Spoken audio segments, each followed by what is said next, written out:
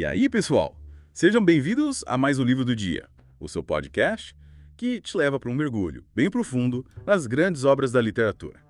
E hoje a gente vai desbravar um clássico. Que mesmo depois de décadas, continua super atual, né? Nos dando um tapa na cara. É isso aí? A gente vai falar de A Revolução dos Bichos, do George Orwell. Uma obra que, usando a sátira como arma, né? Escancara as entranhas do poder, da manipulação e da busca pela tal da sociedade ideal. Que às vezes, né? Que muitas vezes acaba se mostrando bem menos ideal do que a gente imaginava. A gente idealiza e pum, cai do cavalo. Exato. Vamos lá. A Revolução dos Bichos. A gente já começa a história dentro da Granja do Solar, né? Onde os animais, cansados da exploração do fazendeiro Jones, começam a sonhar com um futuro diferente. É um futuro utópico. E quem acende essa chama revolucionária é o velho Major, né? Um porco, cheio de ideias. Há anos nas costas, né? O velho Major já tá cascudo. Que numa reunião secreta no celeiro coloca pulga atrás da orelha dos bichos. Não consiga, né? Pensar diferente. Instiga. Sabe o que eu acho fascinante? O que é? O jeito como Orwell usa o Major para representar figuras com Lenin, por exemplo. Aquele discurso inflamado, a promessa de um futuro sem exploração, sem chicotadas. É a mesma cartilha de líderes revolucionários de carne e osso. Total. O Orwell era um cara muito observador, né? Ele conseguia captar a essência desses líderes e traduzir isso nos personagens. E essa cartilha funciona. A rebelião estoura, os animais botam o Jones pra correr. Literalmente, botam pra correr. Estabelecem as regras da Granja dos Bichos, né? Aí entram os 7 mandamentos. Os famosos 7 mandamentos. Com aquele lema que todo mundo conhece. Todos os animais são iguais.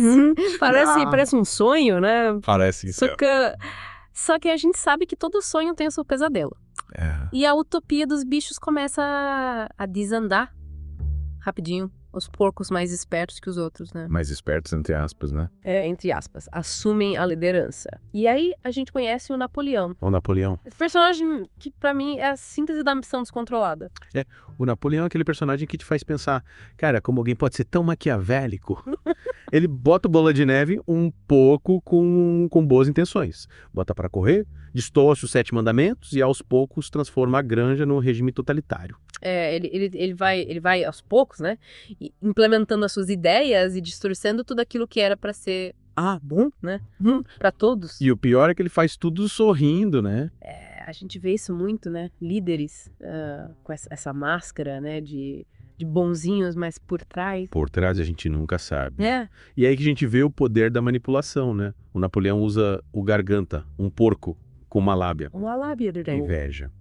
Para controlar a narrativa e convencer os animais de que tudo está indo de vento em popa, né? A propaganda, a distorção da verdade, o medo, ferramentas que infelizmente a gente vê sendo usadas até hoje. E que são muito eficazes, né? Quando bem utilizadas, né? Ou, dependendo do ponto de vista, mal utilizadas.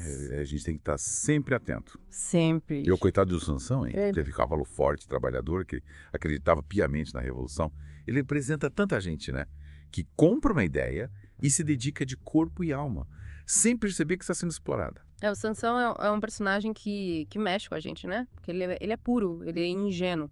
Ele realmente acredita naquilo que está sendo vendido para ele. E acaba se dando mal. É a prova de que às vezes a gente precisa parar, olhar em volta e se perguntar: para quem eu estou trabalhando tanto? Quem está se beneficiando do meu suor? Essa é uma pergunta que a Revolução dos Bichos nos obriga a fazer, mesmo depois de tantos anos. Total. Essa é uma pergunta que a gente tem que se fazer sempre, né? Em todos os aspectos da nossa vida. Essa aí. E a gente volta já para destrinchar ainda mais os detalhes dessa obra-prima. Prepara a pipoca, que a conversa vai ficar ainda mais interessante.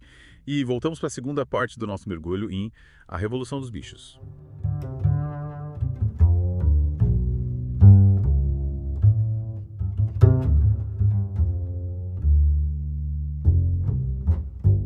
Preparem-se, porque agora a gente vai dissecar os personagens. Isso aí. E entender como Orwell usou cada um deles para construir essa crítica tão afiada à sociedade. E eu adoro como cada bicho da Granja do Solar representa um tipo de pessoa, sabe? Que a gente encontra por aí. É como se o Orwell estivesse colocando um espelho na nossa frente, falando, olha só, esses animais são a cara da humanidade. Total. Temos o Sansão, que a gente já comentou, a representação do trabalhador, que se esforça ao máximo, mas acaba sendo explorado. Mas E a mimosa, aquela égua vaidosa preocupada só com as aparências. Me lembra certas pessoas que só se importam com o que os outros vão pensar. É, superficial, né? Superficial. É o Benjamin, o burro cético que não acredita em nada nem ninguém. Ah, Benjamin. Ele é aquele cara que vive reclamando, mas não faz nada para mudar a situação. Ah, pessimista. E claro, não podemos esquecer dos porcos, né? Que representam a elite, a classe dominante, sempre pronta para manipular e controlar os outros. Sempre no comando, né? Então, voltando aos 7 mandamentos, como é que o Orwell consegue mostrar a fragilidade da utopia através deles? No começo, eles parecem a solução para todos os problemas, né? Nenhum animal dormirá em cama, nenhum animal beberá álcool. Que mundo perfeito. É, mas o que é perfeito demais pra ser verdade, geralmente, não é verdade, né? E os porcos, liderados pelo Napoleão, vão distorcendo os mandamentos aos poucos, usando a linguagem a seu favor. Interessante. Aquele lema. Todos os animais são iguais. Vai se transformando numa piada de mau gosto, até chegar naquele final chocante. Todos os animais são iguais, mas alguns animais são mais iguais que outros. Ele caiu o ficho. Nesse momento que a gente percebe como a manipulação, a propaganda podem distorcer a realidade. E fazer a gente acreditar em qualquer coisa. É, e o pior é que a gente vê isso acontecendo o tempo todo, né? Notícias falsas, discursos inflamados, promessas vazias. É a revolução dos bichos acontecendo no nosso quintal. É isso aí. E a história do Bola de Neve, né? É outro exemplo de como a manipulação pode destruir reputações e eliminar opositores. O Bola de Neve era um porco inteligente, idealista, que defendia o progresso e a educação.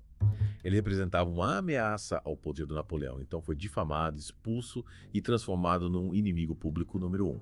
É, o Bola de Neve era um visionário, né?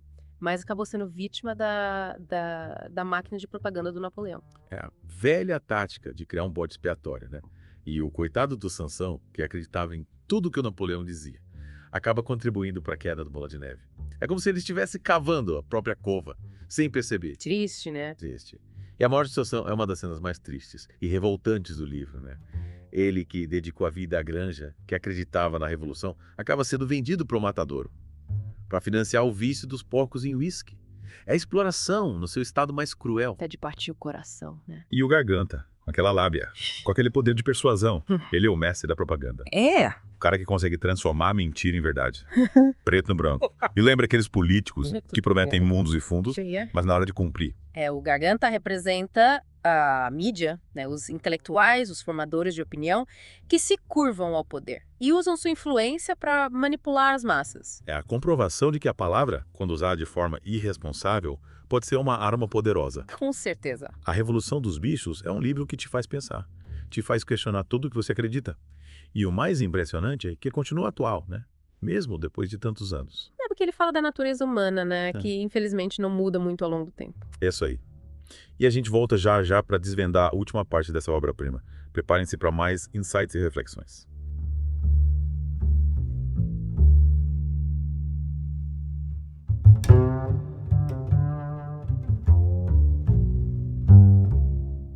E chegamos à reta final do nosso mergulho em A Revolução dos Bichos. Preparem-se, porque agora a gente vai amarrar todas as pontas soltas. E entender por que essa obra continua tão relevante, mesmo depois de tanto tempo. A gente já viu como Orwell usa os animais para representar a sociedade, como ele critica o autoritarismo, a manipulação, mas agora eu quero que a gente viaje um pouco no tempo. E viajar no tempo para entender o contexto histórico que inspirou essa história. Isso. Então, tipo, a gente vai voltar para a época da Revolução Russa. Exatamente. Eu confesso que não sou muito bom em história, mas estou curioso para saber como tudo isso se conecta. Pode deixar que eu te guio nessa viagem. Olha só, o Orwell era um cara que tinha ideias socialistas, mas ele ficou horrorizado com o que aconteceu na Rússia depois da Revolução. O Stalin, que assumiu o poder, instaurou um regime totalitário, com perseguição política, censura, campos de concentração. Era o terror. Caramba! Então, tipo, a Revolução dos Bichos é uma crítica direta ao Stalin. Faz sentido. O Napoleão, com aquela mania de poder, as mudanças nos mandamentos, a exploração dos animais, é a cara do que o Stalin fez com o povo russo. Exatamente. O Orwell, usando a sátira, conseguiu expor os mecanismos do poder totalitário, de um jeito que todo mundo consegue entender. A gente vê como o líder carismático pode manipular as massas, como a propaganda distorce a verdade, como o medo cala as vozes dissidentes. E o mais assustador é que a gente vê esses mesmos mecanismos sendo usados hoje em dia, né, em diferentes países, em diferentes contextos. é a prova de que a gente nunca pode baixar a guarda, nunca pode deixar de questionar, de lutar pela liberdade, pela justiça. Verdade. E a Revolução dos Bichos nos ensina que a tirania não tem ideologia, não tem lado. Tanto faz ser de esquerda ou de direita. O que importa é a sede pelo poder, o desejo de controlar os outros, de impor a sua vontade a qualquer custo. E você que está nos ouvindo, o que acha de tudo isso? Consegue traçar paralelos entre a Revolução dos Bichos e a nossa realidade? Quais Napoleões e Garganta você vê por aí? Compartilha com a gente nos comentários do nosso canal no YouTube, que a gente adora saber a sua opinião. E para finalizar essa jornada literária, eu queria deixar uma pergunta para você mastigar. Será que a utopia é mesmo possível? Ou será que a gente, como os animais da granja, está fadado a repetir os erros do passado, a trocar de tirano sem nunca se livrar da tirania? Essa é a grande questão, né? E acho que o Orwell, com essa obra-prima, nos convida a refletir sobre isso, a buscar respostas, a lutar por um mundo mais justo, mais livre e mais igualitário.